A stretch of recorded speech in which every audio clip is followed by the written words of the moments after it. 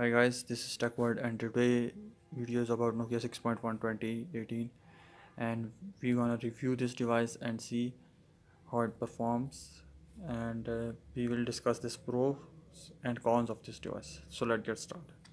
This is Nokia 6.1 2018.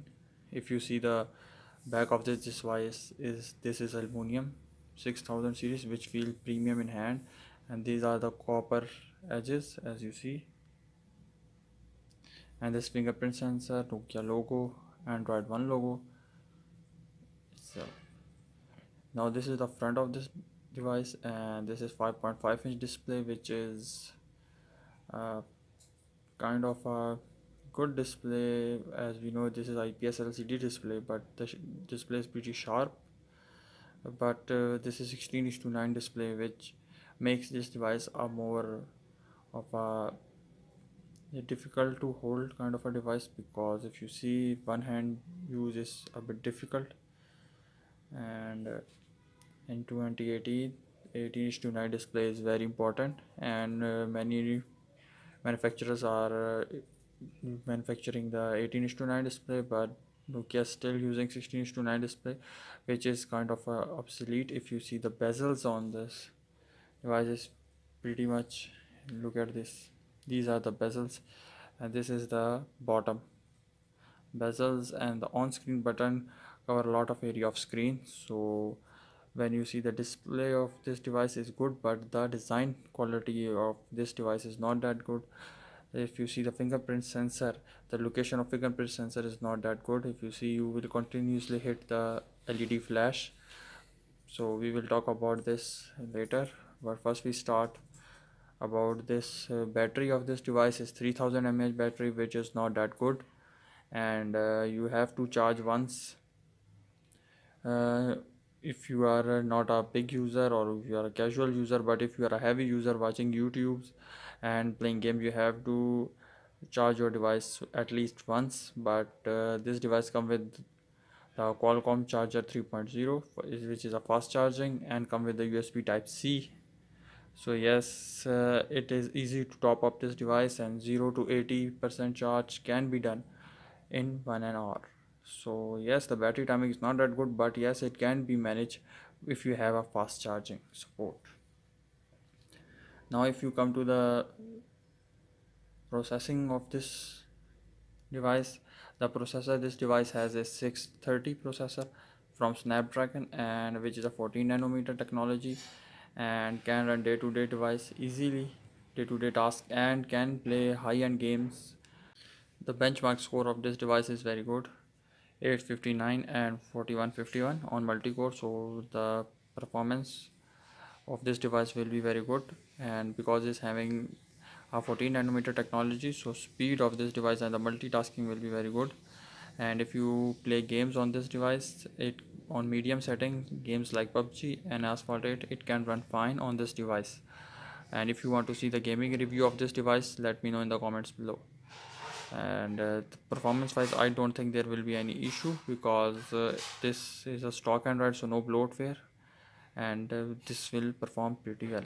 When you talk about the camera of this device, I think this is the downside of this device, because the camera performance is not that good, and there is no depth sensing camera on the back and the front. But the front camera of this device can record a bokeh effect, but the rear camera does not take any bokeh effect, because I don't know why, because on the front they are using software to take a bokeh effect, but on the back side they cannot give any software to take the bokeh effect. And I'm a bit surprised to see, but yes, there is no bokeh effect on the rear camera. I hope that they will give on the updates, but I don't think so there will be any solution to this.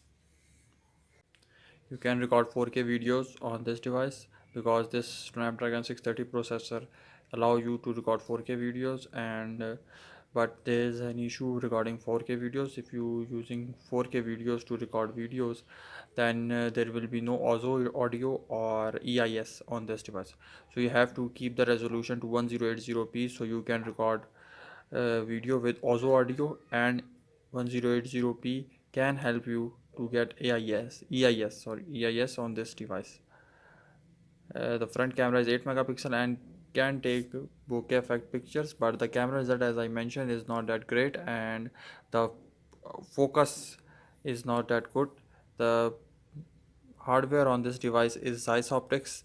They give you the hardware of this camera as compared to other devices. This is a Zeiss Optics, but the post processing of the camera is not that great. You will see the pictures blur and lack of depth as well.